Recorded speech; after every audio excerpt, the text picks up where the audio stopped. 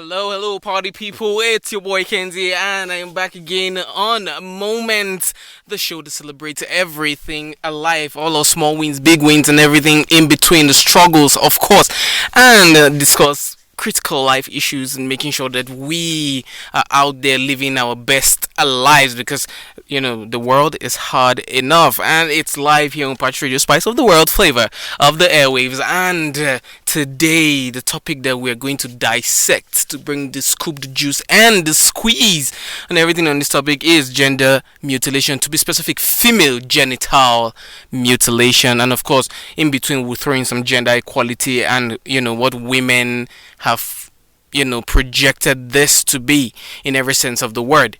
Okay, we're going to address a little bit of feminism, feminists, and everything in between, just the LGBTQ. We'll throw a little bit of that in there. The spice needs to come in there. Has to be some salt, paprika, and everything in between, some oregano.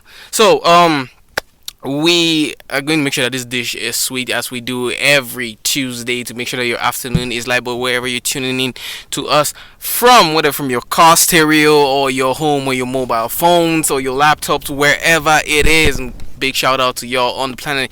Big shout out to all those who had their birthdays over the weekend as well. Big shout out to everyone whose team is still in the Champions League.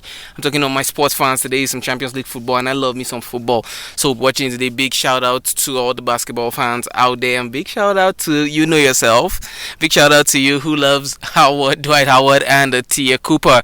Okay, so ladies and gentlemen, we are going to talk about female genital mutilation, and it's something that is plaguing the earth, and it's something that we've been working towards. Big shout out to the UNICEF and other NGOs that have been working in and out of the country and the continent as a whole on the globe, who have been working out, stressing, straining to make sure, putting blood, sweat, and tears, it's reduced worldwide. Now, why am I addressing this issue today? Most might ask. The reason is because Nigeria, we're getting live to you from Nigeria, Jos Plateau State, beautiful, beautiful home of peace and tourism in Nigeria, West Africa, in Africa, the most beautiful continent on the globe, alright? And that's where we're reaching you from. So we're discussing this because Nigeria has the highest rate of a female genital mutilation, and it's just terrible. We have about 41% amongst adult women alone. So yes, adult women, you do get the genital mutilation. All right, you can say, oh, you escaped it when you were younger. You do get it, and we have about 41% amongst adult women alone. All right, we're not even addressing the younger ones here. And when I say the younger generation, I'm talking of anything between the ages of 1 to 5. All right, the boomers, if you will. Okay, I'm talking about everyone, even the millennials are getting it done, and the oldies as well.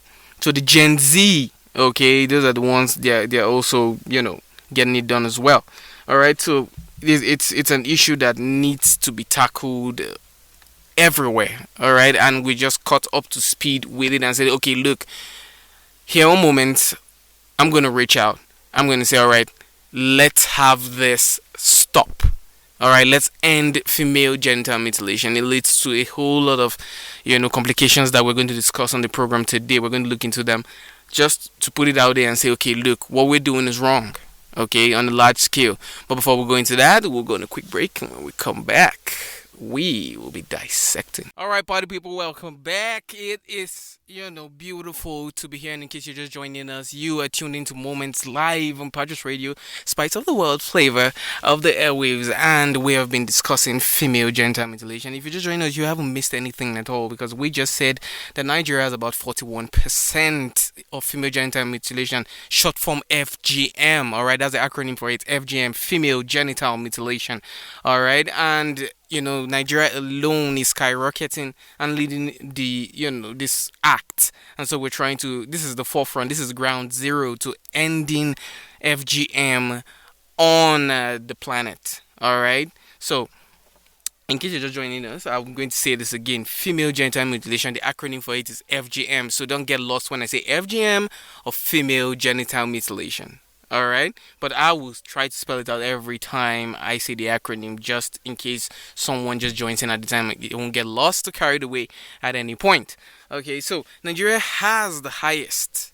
Alright, about 1/4 of estimated 115 to 130 million people are circumcised in the world. And I'm talking about women here.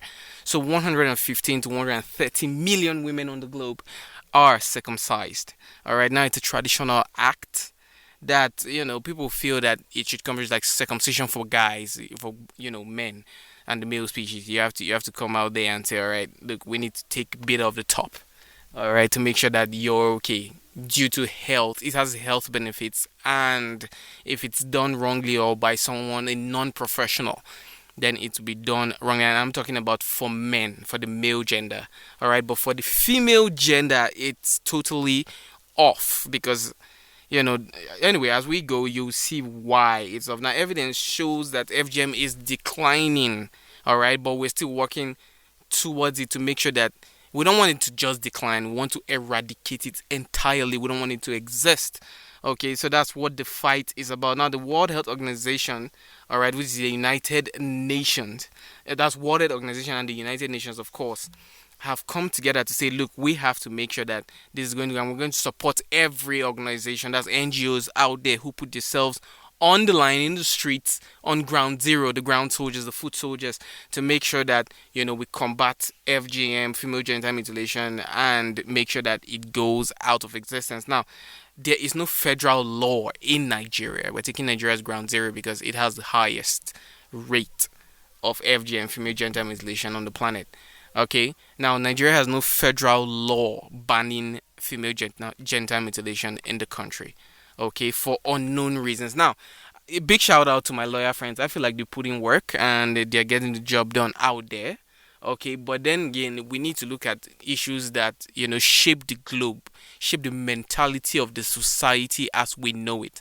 All right, because if we can tamper with the tapestry of the fabric of the society in a good way, all right, to bring out something more colorful, something more advanced, something updated, all right, something more of the speed of the 21st century, then we can say, all right, we have evolved to a stage where we can come out and say we're growing, we're moving, we're taking a step forward, in the right direction.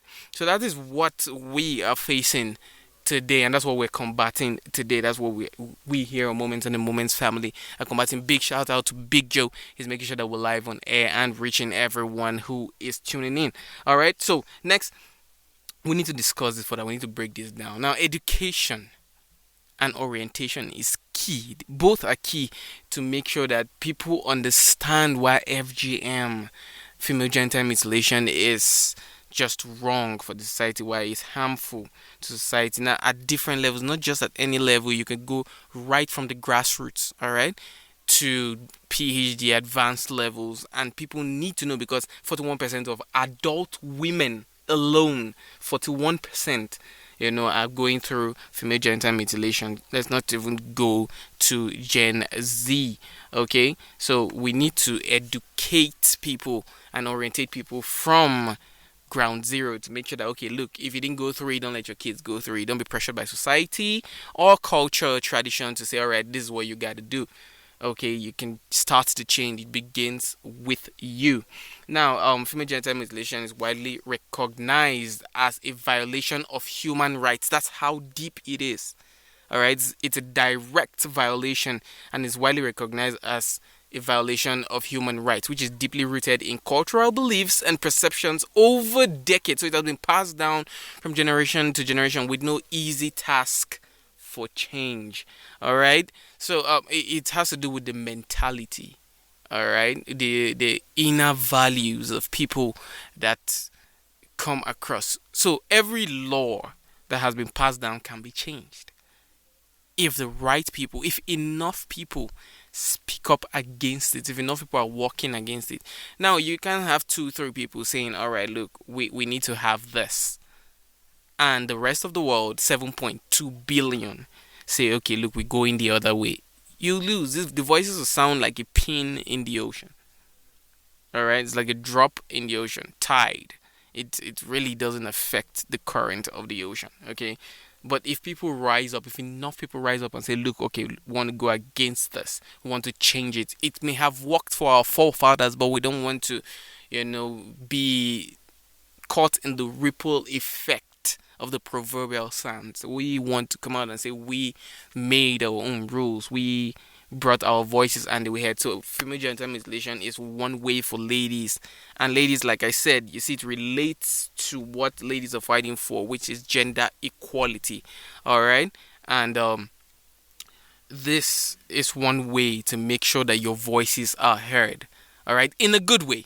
We'll get to the bad side of feminism and gender equality. All right, and why I say the bad side is because some women have come out and portrayed it to actually water down masculinity.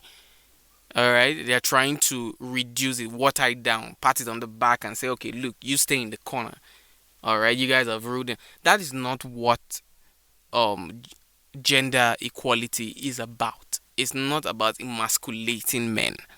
All right, it's about women raising the bar to say, all right, look, we here, we belong here, we own it. That is what it is about. Now, female genital mutilation is one way. In fact, it's a very loud bang in the sequence of saying, look, we want gender equality. Now, female genital mutilation, or FGM, is practiced in more than 28 countries in Africa and a few scattered countries worldwide. Now, Nigeria, Egypt, to mention just a few: Nigeria, Egypt, Mali, Eritrea, Sudan, Central African Republic, and northern part of Ghana. All right, now I love me some Ghanaians, okay, because as y'all know, this is y'all who are close to me, and you've dug in a little bit or read a little bit about me. You will know that I was in Ghana for a little bit, and Ghana is home to me any day. Okay, Big Jordan hate, but Ghana is home to me any day, and I love me some Ghana. But this is also practiced in the northern part of Ghana. And I know Ghanaians for speaking up, and if they come together, Ghanaians have really strong women, and if they come out and say, "Look, we don't want this. We want to, you know, birth a new law, birth a new way of life." Okay, to say we have evolved past cultural practices. No one uses a stone to light fire anymore. All right, there are like a billion ways to do that. So let's get our heads in the game, put on our boots, get our guns loaded. Not the literal gun. I mean, the proverbial gun, the metaphoric gun. Use our words. All right, the pen is mightier than the sword. That's Abraham Lincoln, in case you did not know. All right, so party people, we are also saying that the highest prevalence rates are found in Somalia and Djibouti, where female genital mutilation is virtually universal. So in Somalia and Djibouti, in Africa, on the continent, that is where we have the highest, prevalence, just in these two zones. But Nigeria as a whole has gone way and beyond. Like, let's take Nigeria now. Let me tell you why Nigeria is ground zero. Now, Nigeria's prevalence percentage rate in the south alone is 77% amongst adult women. 77% of adult women have gone through female genital mutilation in Nigeria, in the south alone, and that's just one of the 8 geopolitical zones that we have in the country. In the south alone, we have 77% of adult women, followed by the southeast, 68, and then the southwest has 65, but practiced on a smaller circle in the north.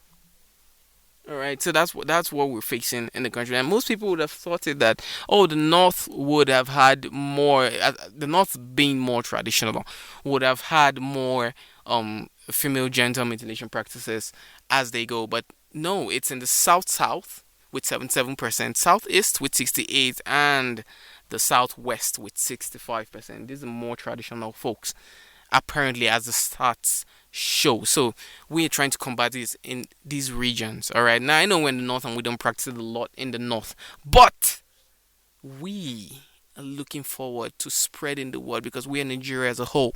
I want to say, okay, Nigeria has stopped this. Nigeria doesn't go through this. Nigeria doesn't go with this. All right, Nigeria doesn't subscribe to this act. Nigeria doesn't want to be associated with this, and we want to move forward. So that's what we're fighting as a group. Okay, now women make up to 52% of Nigeria's population. All right, so guys, those are y'all who are like myself, who like the bro to babe ratio in a party to be awesome. Like the girls should be more than guys. It's just like, like the popular Nigerian Afrobeat tune says, the party no go nice if girls no day. Okay, so we have 52% of women in the country, so we're good to go by all standards of bro code. All right, but let's not get carried away by the bro code. Now, 37% of women are circumcised and don't want it to continue. That's 37% of those who have really gone through female genital mutilation are saying we do not want this to continue. We don't want the next generation to come through and be like, okay, look, it's a practice that has come down generations. No, we want it to end with us. We've gone through it, so we're talking from experience. We do not want this. Okay? Now, 61% or 61.23% also say, look, we do not want female genital mutilation because it is bad and harmful, even as a tradition. Alright, so they don't even want it at all, not even as a tradition or a culture. Alright, they don't want us to say, look, that's 61%, 61.23 to be precise, percentage of women who have gone through the female genital mutilation say, look, we do not want it to happen. It's harmful, it's hurtful, it's very demeaning of the female gender, and we do not want it. Alright, we're speaking up against it, which is beautiful. 22% said it was against religion. Now, this is where it comes down, because religion tends to be more morally void of the individual. People, you can just blame whatever act it is on two supernatural beings, either God or the devil, depending on who you call God. But then the devil is the same in every religion, but then we somehow try to alternate gods. Okay, so it's something that women feel it's from the devil, okay, and it goes against religion. So let's, for those of us who feel like we're more religious people than others, please, I would encourage you to subscribe to spirituality, because it's actually births more to your conscience, all right, and holds you accountable for deeds. So spirituality over religion.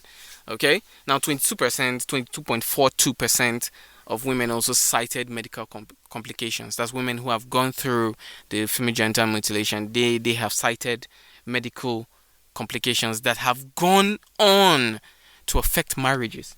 Now, I want to say this: marriages in our time are divorce or broken homes in our time are at an all-time high. It's never been this high. Okay, regardless of generation. Now, during our parents' time, there was no marriage class, no marriage orientation. Have you done this? Classes on how to stay married, get married, be true to your wife. All those didn't exist. Flyers didn't go around. Okay, but somehow marriages managed to work because people were brought up right, in the right way. All right. Now, gender mutilation was there. Okay, but then people found a way around it. That is not happening in our generation. Our generation is following these traditions that have been passed down blindly, and it's causing a lot of broken homes.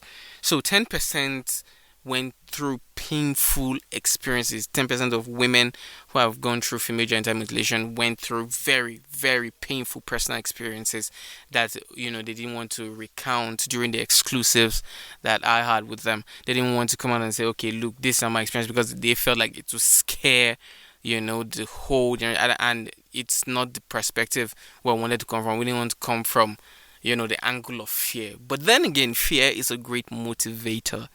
Alright, but then we didn't want to come from the angle of fear. We wanted people to have a free choice to say, look, we want this or we don't want this. So that's the angle we're coming from, because freedom, we're in a democratic era, and we cannot impose things on anyone. People have to wake up and say, okay, look, of my own vocation, I do not want this in my life. Alright, and of course 10% also say 10.252% said that it affects the dignity, directly affects and degrades the dignity of women.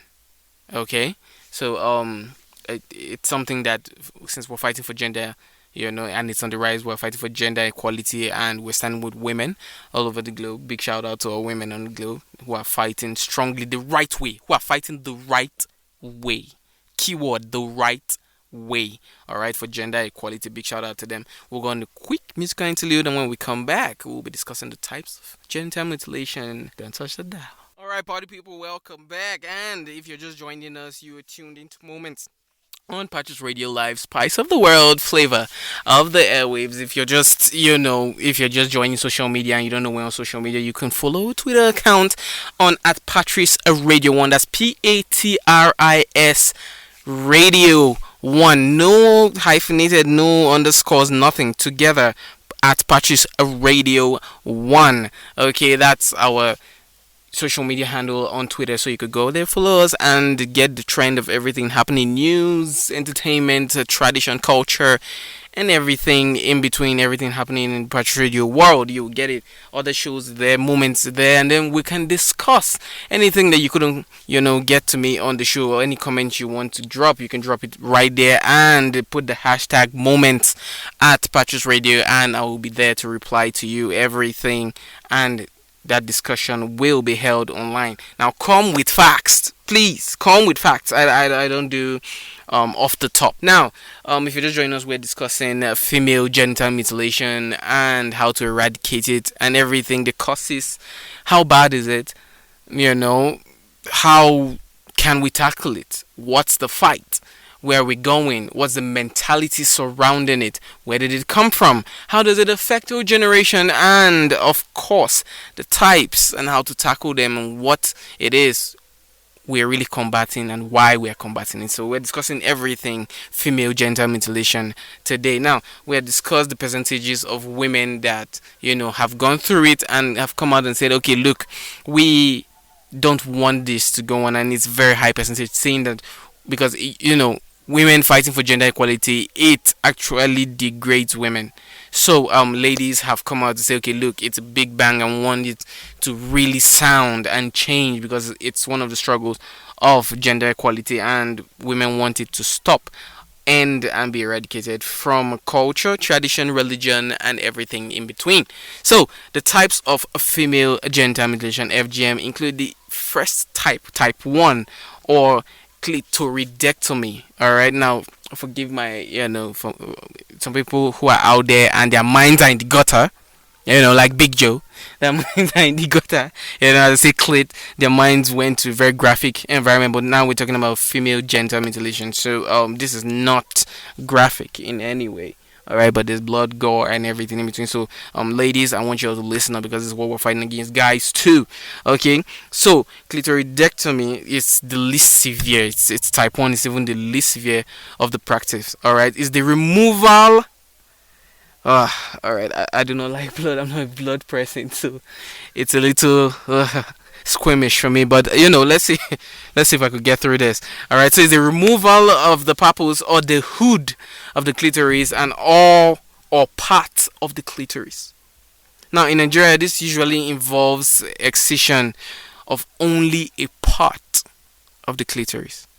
Alright, so in Nigeria, they do not take out the whole clitoris, just take out a part of it, which is very, very, for lack of a better word, it's just gruesome. How do you take out part of a sensory organ of the clitoris? It's just, all right. I don't know. It's squirmish for me. I'm a little, underwhelmed or overwhelmed by it. But let's see if we could get through this. Now, sooner is type 2. Is the removal of the clitoris along with partial or total excision of the labia minora. Type 1 and 2 are more widespread. Now, type 1 removes either total or partial removal of the clitoris. Just the clitoris. Now, type 2 or sooner. Now, type 1 is clitoridectomy. Part 2 is known as sooner, and sooner is the removal, the entire total removal of the clitoris, along with partial or total removal of the labia minora. Now, my medical folks out there, you all know what I'm talking about, and the NGO folks who are out there battling this, you know what I'm talking about. How do you do that? All right, if you don't know what I'm talking about, please get you to Google. I'm going to be graphic. All right, I'm going to be graphic and straightforward, because this is something plaguing the world as we know it, and we're trying to end it. So I'm going to be as graphic as possible so that y'all get the picture, the full picture I'm painting out here. All right, let me be a Da Vinci right now. Okay, so in case you are not good with your biology, please go on to Google and get a diagram of the vagina. Okay, you'll get what I'm talking about. All right, so type 1 is the removal, partial or total removal of the clitoris alone. It's clitoridectomy. All right, now type 2 sooner is the removal of the clitoris and partial or total removal of the labia minora. Now type 1 and 2 are more widespread in Nigeria and the world as a whole. Okay, now this is why we're trying to end this. This should not be happening to women. All right, now type 3 is infibulation. Now type 1 and type 2 are more, according to research, are more casual. Like, I know casual is not the word to use in this situation because, we're talking about something serious and you cannot play around it with the word casual. But they're saying that these are the lesser versions of the thing. That's all I'm trying to say. Okay? Now, infibulation is type 3. This is where things get more serious. Alright? This is type 3 is where things get brutal. Okay, so if you don't have the stomach for it, then at this point I recommend that you close your ears. But please listen through so that you know what we're fighting and you can join the fight against, because it's a call to arms. Now, infibulation is type 3 and involves the removal of the clitoris, the labia minora, and adjacent medial part of the labia majora. And then, as if that's look, you've removed the entire clitoris, the entire labia minora, and adjacent medial part of the labia majora. And then, as if that's not enough, you stitch the vaginal orifice, opening the size of a pinhead to allow for menstrual flow. Alright, Big J is getting the picture right now. And he's really, I know this is not funny in any way, but his facial expression is everything. It says everything. It's really, it's bloody. I don't see how this should be done to women in any tradition, culture, or religion. This is what we're fighting against, ladies and gentlemen. This is why we're bringing the call to arms, and this is why I'm picking the struggle and saying, look, let's end this. This should not be happening to people. How do you stitch the vagina orifice after removing the clitoris, the labia minora, and adjacent medial part of the labia majora? Then you stitch the vagina orifice, leaving the opening the size of a pinhead to allow for menstrual flow and urine. That, in every sense of the word, is brutality. It goes against human rights. It goes against the very existence of the female gender. It's wrong. Okay? Now, other types include introcision and gishiri cuts. Now, gishiri, for those of you who are not from the northern part of Nigeria, alright, gishiri is a Muslim, it's a Hausa word, and it means salt. Alright, so gishiri is used for cooking. It's actually salt. Lot's wife, for those of y'all who are good, who are frequent with the Bible and what's going on in there. Salt, Lot's wife turned into salt. So salt is what you use for cooking. It's salt, normal salt. So the Hausa term for it is a gishiri. The Hausa translation for salt is gishiri, and vice versa. Alright, so introcision and gishiri cuts are other types of FGM, female genital mutilation, and this is even different from the infibulation, which is type 3 that we just discussed. Alright, so introcision or gishiri cuts, pricking, piercing, or incision of the clitoris or labia. Cauterization, the introduction of corrosive substances and herbs in the vagina, and other forms that I don't even have the heart to mention are out there. It's not one to mention out there. It's really, it's gruesome. That's all I have to say. Okay. Now, if you're just joining us, this is Moments on Patris Radio, Life Spice of the World, flavor of the airwaves, and we're discussing female genital mutilation, and we're addressing the types of female genital mutilation. We've been doing this since the hour of 1 o'clock West African time down to this very moment, and I hope you are learning, because today's episode of Moments is to educate, orientate, and make sure that we call everyone to arms and say, look, let's end this. Okay, this is why we're here. I want to make sure that people know that this is wrong. All right. So, ladies and gentlemen, boys and girls, I will believe in you, and it's been nice having you on the show again. Now, remember that we're not completely outdoor with the COVID, season. So remember to still keep safe. Wear a nose mask if you're old school like me, or just go get yourself a shot, a jab in the wrist, and you could walk around doing your thing. Okay. Now, give love, show love, and be loved. Till next week.